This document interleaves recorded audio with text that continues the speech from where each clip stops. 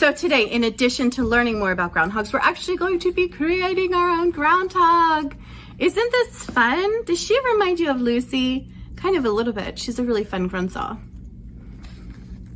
So I want you to take a look at that and try and figure out, what did I make this groundhog with? Can you tell?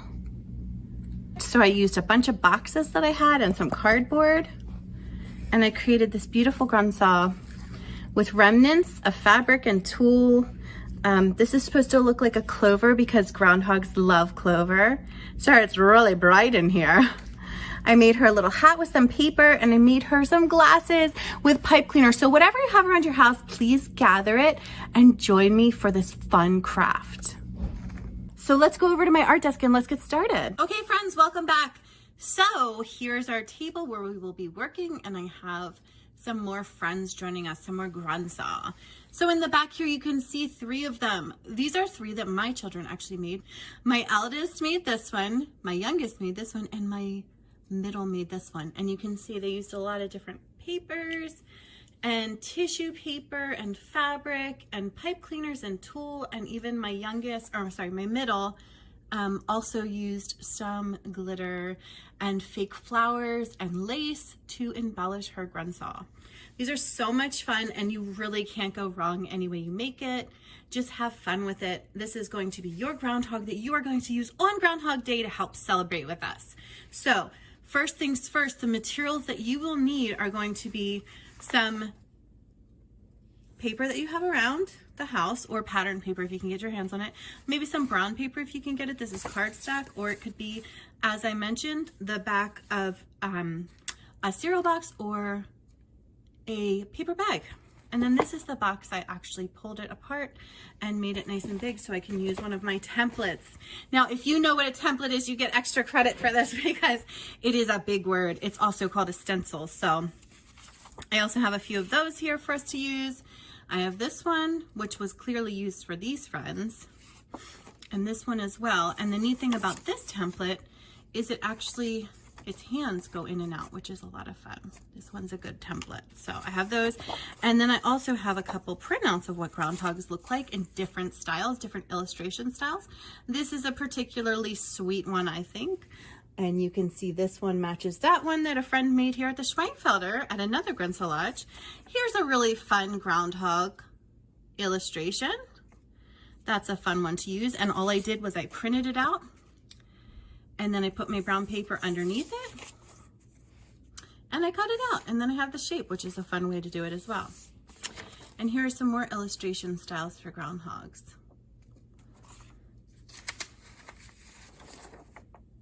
One as well. So those are some ideas. You can print something out if you'd like to and use online. And then of course we have some pipe cleaners, which if you have, it's wonderful. If you don't worry about it. You can also use paper.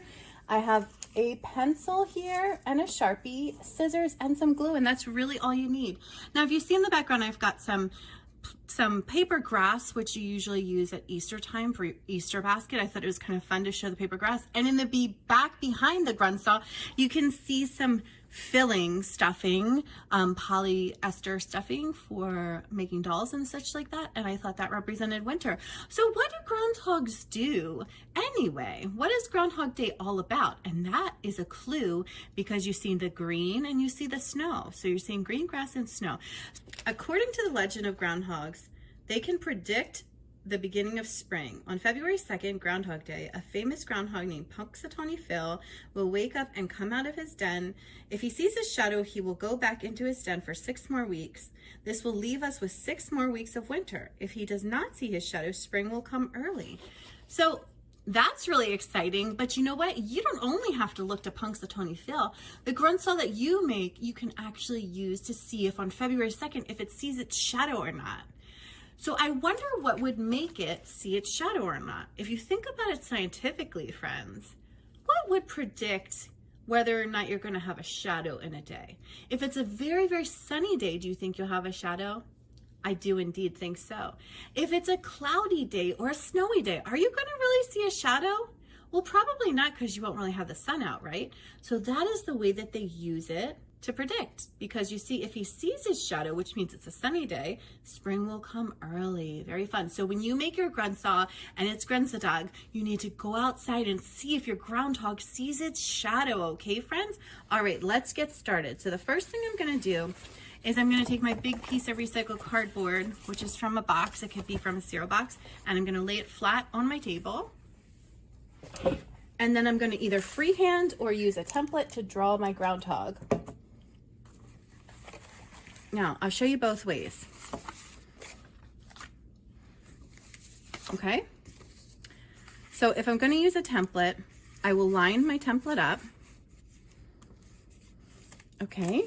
And then I will trace my template. Now, I'd like you to use pencil, but I'm going to actually use Sharpie so that you can really see it, okay? So I have my paper, and I'm going to put my template on top of my paper, and then I'm going to trace it.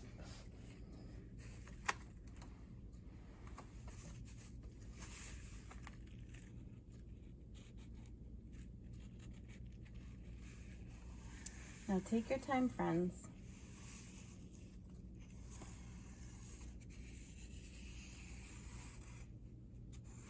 There is no rush. Okay, very good. And there is our traced groundhog, right?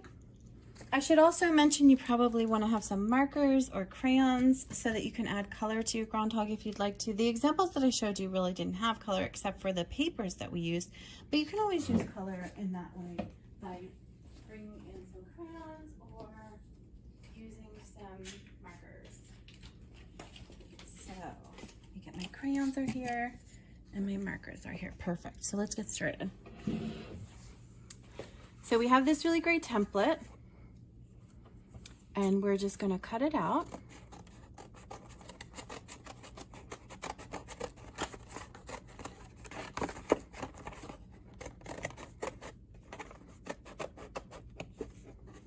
Remember, with our scissors, our thumbs are always up. So a fun thing that a teacher always said to my son was, thumbs up, Buttercup. That's a way to remember. To always keep your scissors up as you cut. And I am a lefty here. Now, you may be cutting on the other side, but that is the case that I am a lefty. So we have this beautiful shape for our groundhog, and now we're going to add some details. The first thing that I want to do for our groundhog is I want to add its arms, okay? So there's a couple ways you can do this, but the way that I'm going to do this is I'm actually going to take our template, and I'm actually going to trace this arm and then cut it to attach it. Now I'm going to add a little extra because we're going to attach it from behind and have it wrap around so it's kind of three-dimensional, okay? So we're going to lay our template down and trace his arm. Okay. Friends, these are pretty easy shapes as well, so you don't really need a template. I'm just going to provide a template in case you want to use it. Okay, we have that. And now we have our two arms, and I'm just going to give them a little fold. So they're going to come out like this. Okay. So we have to figure out our position. So I kind of want them to fold down. Okay, so I want to figure out where I want to put them. So I want them about there, so I'm going to hold on to them with my fingers and turn it around and get some glue on there to keep these in the section that I want them.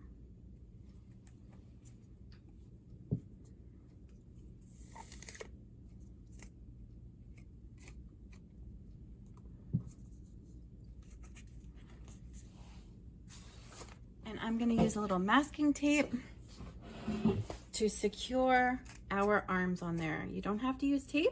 You can use a stapler or you can use Scotch tape, whatever you have. Okay, let's flip it over just to secure it since we don't really have time to let it sit and dry.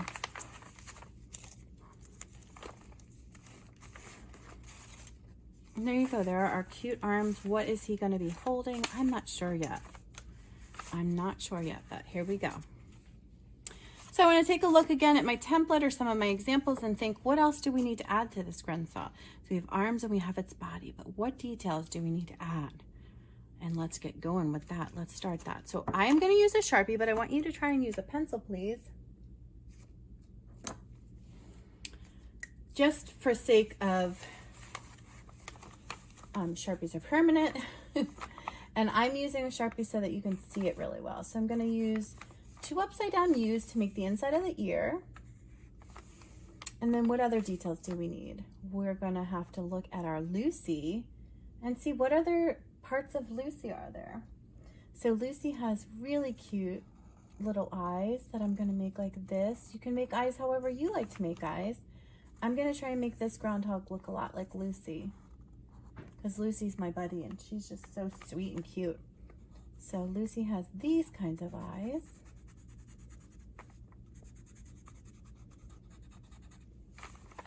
And then what else does Lucy look like? Let's see. She sort of has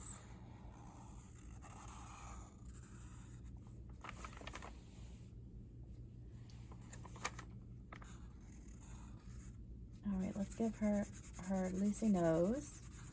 Yes. And then, of course, Lucy has her 2 teeth. Yes. And one thing that I love about Lucy is she has these wild whiskers, which are really fun.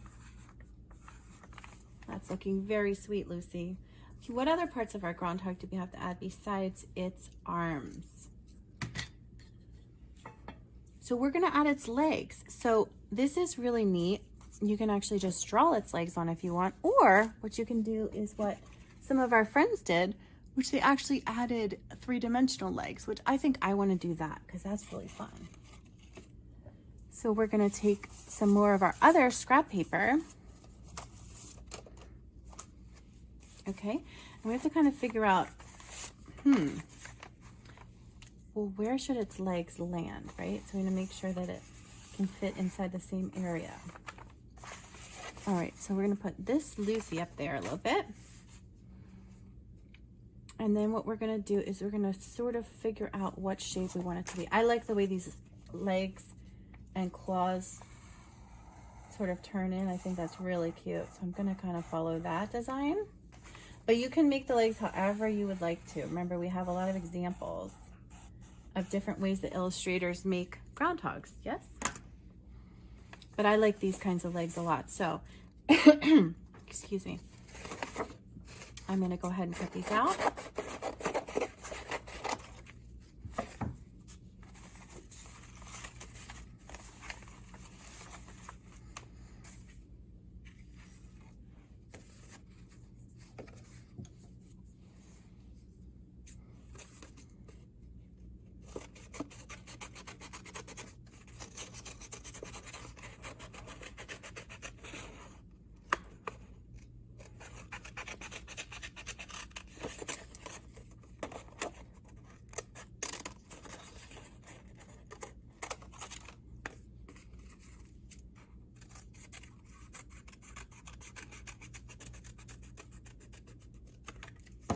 And I have a fun trick for doing the claws. If you actually hold your paper like this very carefully and you use your scissors and just use the tip, you can actually cut the claws out pretty simply.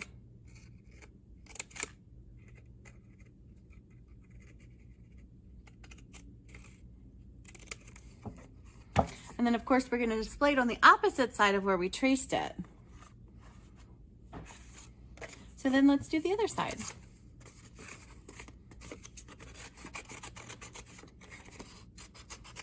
Now, Rachel's a lefty here. I'm a lefty, so it may look funny the way I'm cutting if you're not a lefty.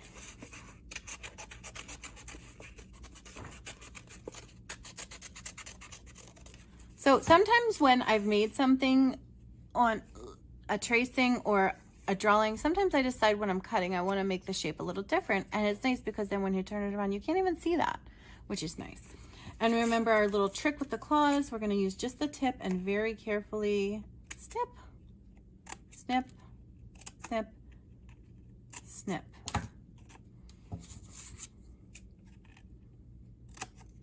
All right, and here's our other leg. Well, actually, leg and claw. Very good. So I'm loving our groundhog right now so much. It's looking so much like Lucy. And another thing we have to do for it is we are going to do something really fun. So this is called, I don't know what it's technically called, but in my art classrooms, I always called it a donut. So we're gonna make a donut for Lucy's legs. And you know what that's gonna do? That's gonna help pop them up. Okay, so we're just gonna take two scrap strips and we're gonna fold it onto itself, right? And that creates a circle, which is why it's called a donut.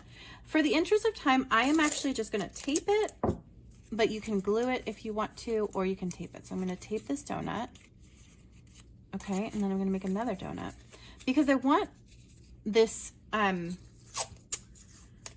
puppet or groundhog figure to kind of have its legs three-dimensional, right? Just like our examples did.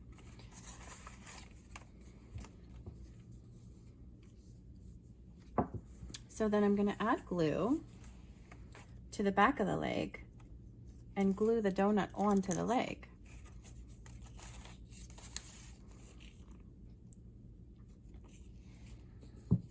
Now this is nice cardboard because it's not coated and it should take very well to the glue. And then what I'm going to do next is add glue to the donut on the other side of the donut. So both sides of the donuts have glue on them, right? And so what we're going to do is we're going to flip this over and decide above our groundhog. We want to offset it a little bit, which means we're not going to have it lined right up because the legs kind of stick out, right? And then we're just going to press it down gently. Now this is going to take a little while to dry because it's three-dimensional and it has glue on it, but that looks really cute. And we're going to do the same thing on the other side. You can push it down pretty well. Now this should probably take some time to dry. At this point, I would take a little break, let this dry a little bit if you're using glue, and sort of go have a snack, do something fun. But for the purpose of our video, I'm going to keep going. So we've basically made our groundhog, yes? Now, the only thing is, some of our groundhogs have regular paws and some have claws. So what I'd like to do is I'd like to add some claws to this groundhog because I realized that this is very, very cute, but in real life, groundhogs do have claws. So that's something that I feel like we should add, actually. Let's see.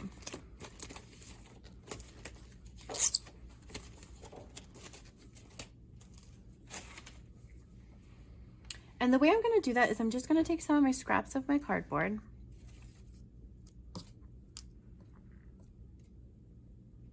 Wow, I can hear the geese.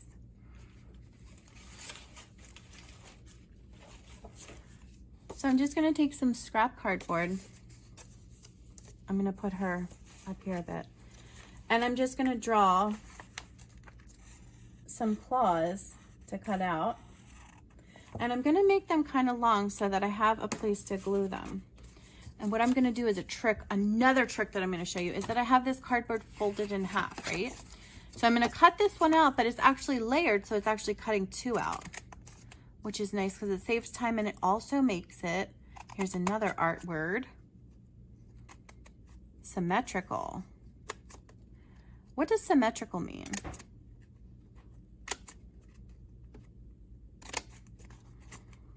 So symmetrical means that it's the same on both sides. And then the opposite of symmetrical would be asymmetrical. And that means that it's different on both sides.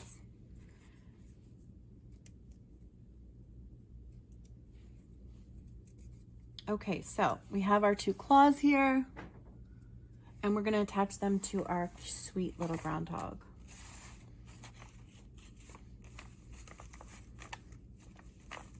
Okay. I'm actually going to fold it back a little bit and give it a little bit more three-dimensionality. It's a big word, three-dimensionality. And then I'm just going to play with it and see where I want to attach them.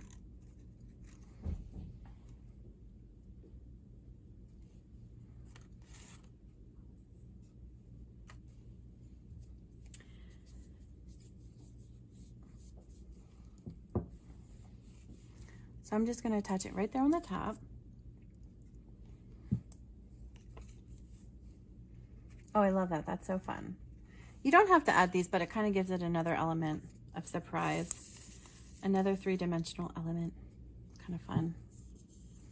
All right. Looking very friendly. Our little groundhog. I love her.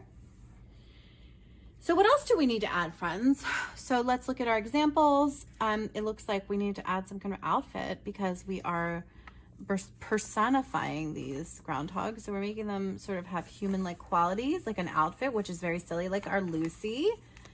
Do groundhogs in real life walk around in outfits and do crazy dancing? Not so much, right? No, not really. They are very much mammals that do not walk around in clothing, but it's really fun, just like Peter Rabbit and things like that, to imagine what animals would be like if they had our human qualities, which is called personification. So right now I'm going to take one of my really fun here little pipe cleaners, and I think I'm going to go with a bright pink. Now our Lucy does not have glasses on, but it's kind of fun to imagine her with glasses. And the way to make glasses for your groundhog is you're going to take your pipe cleaner, fold it in half so it's equal. And then what you can do is you're going to actually pull it back apart, and you're just going to twist it around to make a circle, right? So that's how eyeglasses work. And you can actually whip it through just to make sure that circle stays. And then you're going to do the same thing over here. And you're going to tuck it through, not whip it through. I don't know what I was thinking. And that way it stays, right? So now you've got some glasses. These are so fun. I love making little groundhog glasses that are so cute.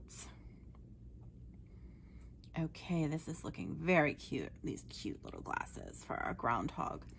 And then what you can do with your glasses is you're just going to add them to her face.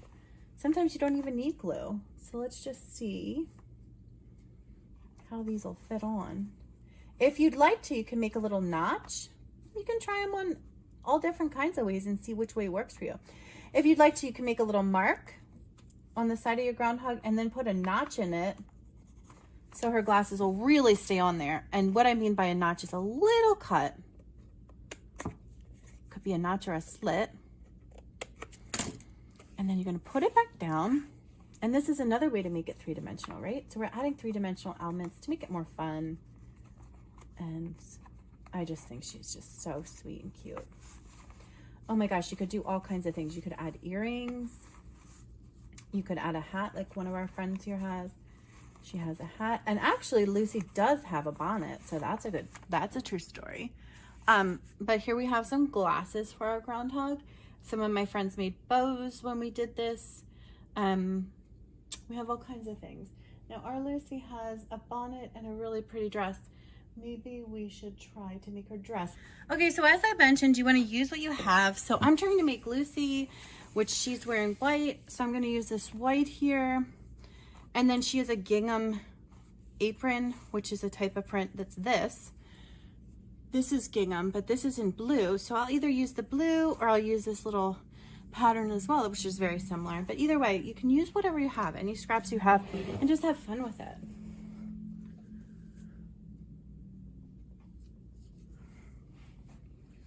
Okay, so I'm going to take a look at Lucy, which I recommend if you are trying to make it look similar to something. And what I'm going to do is I'm going to take our template that we used originally to create the dress, because I know that this is already going to match up. And what I want to do is I want to use a pencil this time and create a little extra room, because it's a really nice flowing skirt and it has some really pretty ridges, so I'm going to use that. And then Lucy's top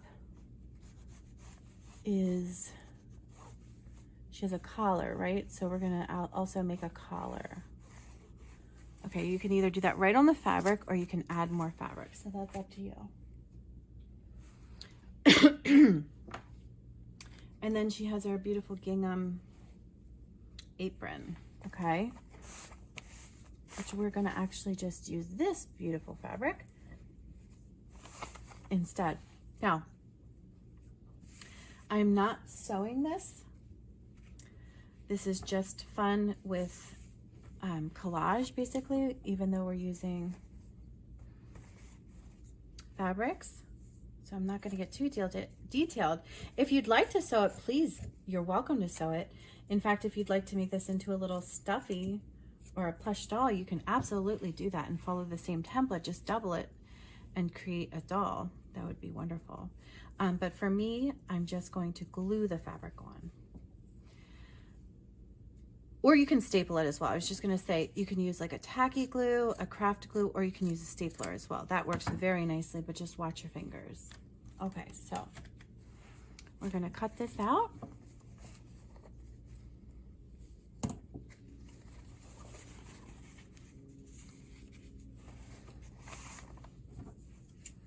And what I'm gonna do is I'm gonna double this up so that I don't have to glue it onto her and it actually fits over her head like a dress. You can do it however you'd like to do it. A lot of the other groundhogs I did, my students did, would have a skirt that they could tie around the back, which is very helpful. This one for Lucy's a little different. And these are not fabric scissors. I don't think they are. Oh, maybe they are. Okay, so remember, we're not going to be sewing, so to get that ripple, I'm going to actually cut that.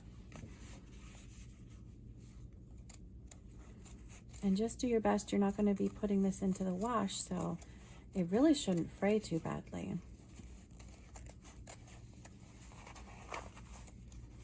And this is just kind of like doing a wave pattern to give the illusion of it being a skirt that has a beautiful little ruffle. So now we have an illusion of a ruffle.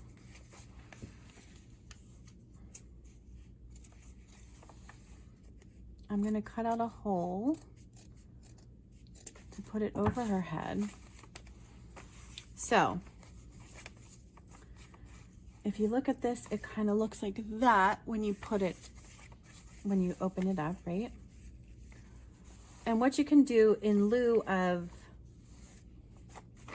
sewing it is you can actually staple it if you'd like. Let's just see if I can get it over sweet Lucy's head. So I'm gonna tuck it in there. Okay, looks pretty good so far. I got it over her head, which is good. I want to make sure that I can see those teeth though, because they are the cutest. So I have her in there. Let's get her arm out and her other arm. And of course, if you saw Lucy in our video, okay, that actually works pretty nicely. We're gonna cut a little notch again to keep her dress where we want it, a little notch for the fabric. Okay, so if you saw our video with Lucy, you know that her dress actually covers her feet. Mostly, not so much. She actually has cute little pantaloons, which are little pants. But we're not gonna make those. This is just an adaptation of Lucy. But she's looking so cute. So we have to add her collar, and for that, I'm gonna actually do that with a Sharpie. You can use a marker, or you could actually use more fabric if you wanted to. But I'm gonna use a Sharpie for now. Let me draw her collar. Keep your claws down there, Lucy. All right. Make sure your fabric is nice and flat. Okay.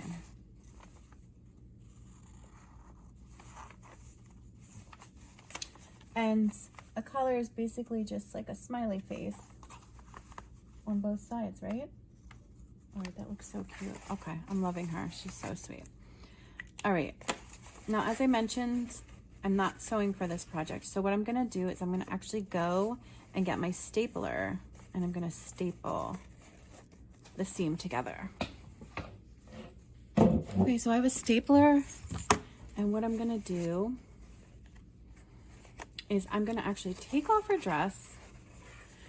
Friends, you can see that it would be much easier just to make this out of paper, but Lucy has a beautiful dress, and I'm going to honor that. So I'm gonna take her dress and fold it over, right? And then now remember, she needs to have her arms come out. So I'm going to make a little mark here and same place there.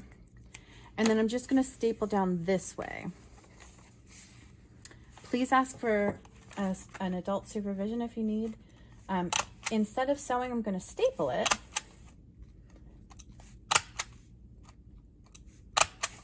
Because for our purposes, that'll work just fine.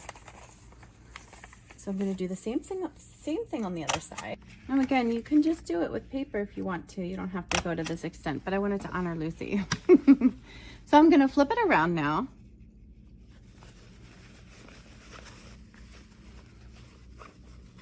And now I'm going to add Lucy's apron.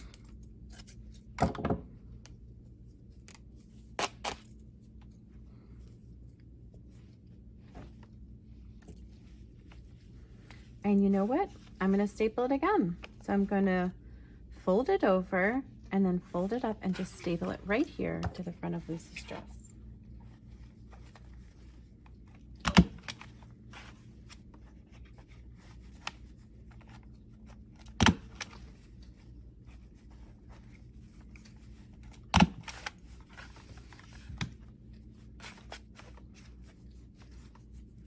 And there you go, there's her dress. So let's put this on Lucy.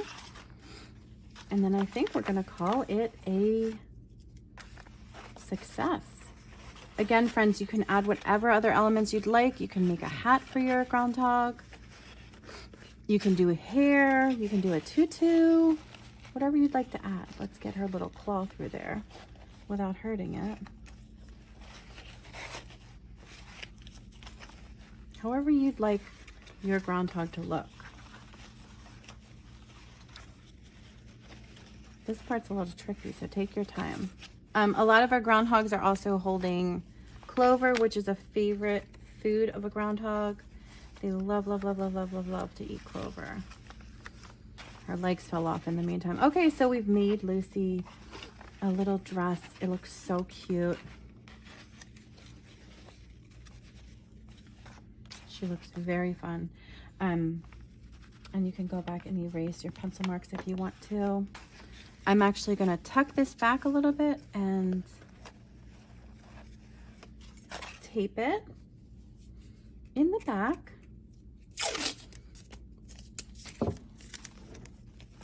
So that her dress stays. Looks really cute. Oh my goodness, I keep losing her foot. I keep losing her leg. And there you go. We have our cute little Lucy with glasses. I hope you had fun with this. It was a lot of fun to make this with you. And I can't wait to see your groundhogs or Grundsau. Please do share a picture if you'd like to. And let me know what your own groundhog predicts for the weather on February 2nd. Have a wonderful day, friends. Thanks for joining me. Mach's gut.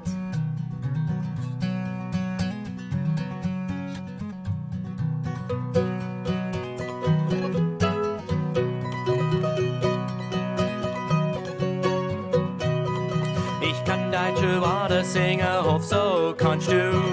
Wähle dann mit einer